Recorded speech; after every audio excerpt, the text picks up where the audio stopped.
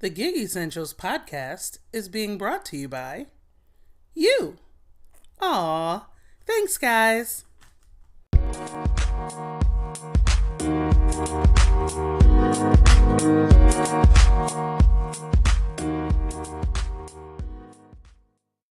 What's up, guys? This is Corey, also known as QC Rideshare, just hitting you with another one. Once again, I'm on the road doing my hustles, trying to make this money. So I really quickly wanted to do today's podcast on the announcements of Lyft and Uber's paid subscription services and what I think about it. How do I think it's good or bad for the industry, and what does that mean for the driver? So I'm going to go ahead and do that. First, let's go ahead and hit a quick ad break, and then we'll come back with it.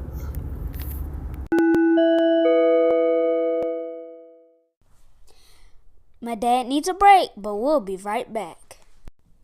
What's up, guys? This is Corey, and I just wanted to really quickly tell you about a brand new podcast that I have absolutely been in love with. This podcast is called Shutter Count, and what it talks about is amateur and pro photography.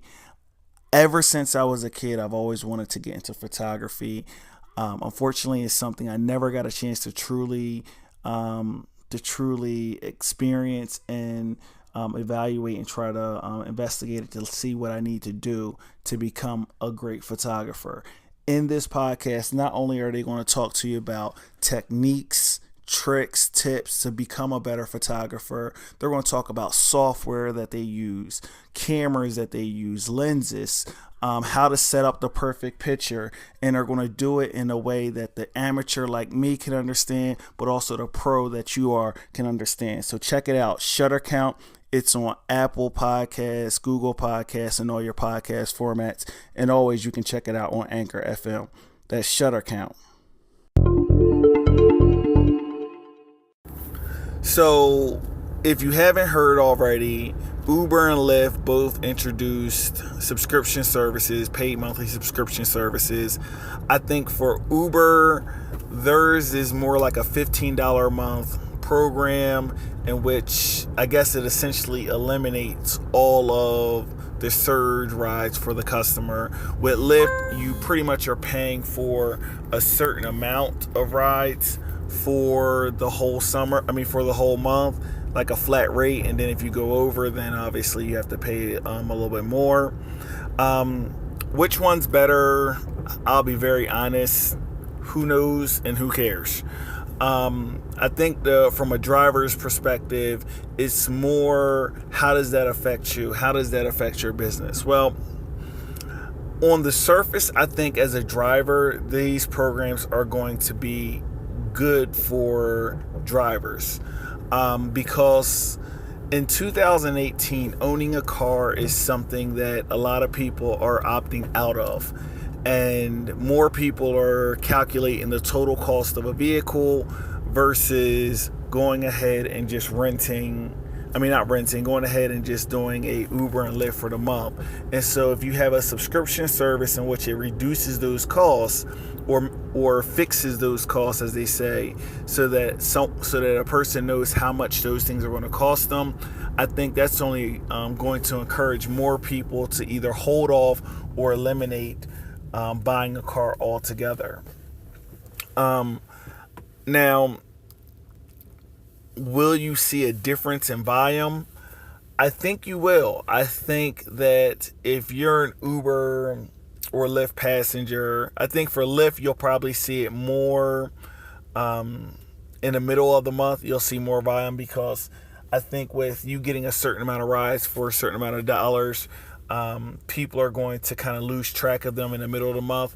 If they're over, they may scale back near the end of the month, or if they're lower, the volume may increase. But I don't think you're going to really see too much of a change, overall on a Lyft program, because I think it's kind of highly priced. So I'm not sure if a lot of people are really going to take advantage of it. Now for Uber, I think if you're somebody who goes out at night and you get hit with a lot of surges or things like that, I think, or if you live in a city where like there's a lot of surges around that you get hit with, then that's going to be perfect to go ahead and just eliminate surge right out the picture. That would just, that would be perfect. Now, what I would love to see, and this is me dreaming, I would really like to see a situation in which Uber and Lyft encourage the drivers to promote these programs by offering them referral money for people signing up for those programs. So give us a code that we can refer people to these programs so that we can make extra money from it. I think that'll be kind of cool. I don't think something like that's going to happen, but who knows? Let's take a quick break, and then we'll come back with my final thoughts on these programs and how we can excel with them.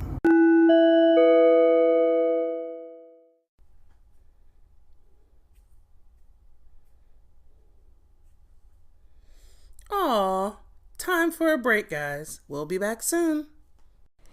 In addition to listening to the Gig Essentials podcast, have you been to gigessentials.com? Well, gigessentials.com will help you find the essential tools for success with the gig economy. Whether you work with Uber, Lyft, Shipt, Instacart, Postmates, DoorDash, Tack, or TashRabbit, this site will help you learn what it takes to be successful.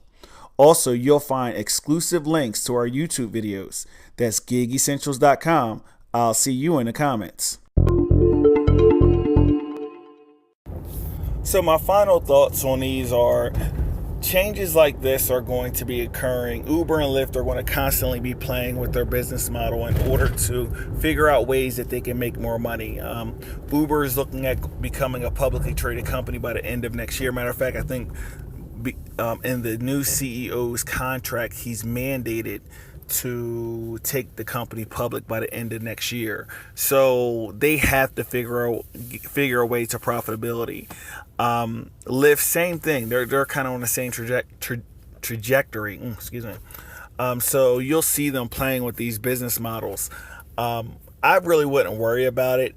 I think that what is an opportunity is something I did a video on my YouTube channel earlier, is cross promoting other hustles that you have with your Uber and Lyft clients. So if you are doing a hustle like Instacart, Shipt, Postmates, whatever, getting those cards, getting like the business cards printed up and giving them to customers so that they have an added value really wins. Mentioning the subscription service, as long as they're still paying the driver the regular money, I don't see it being something that a driver would really have to concern themselves for. Now, I know there are some additional things that are coming down the pipe with Uber and Lyft, and I'll go ahead and talk about them when they come true. But till then, peace, and I'm still out here grinding. To the next one.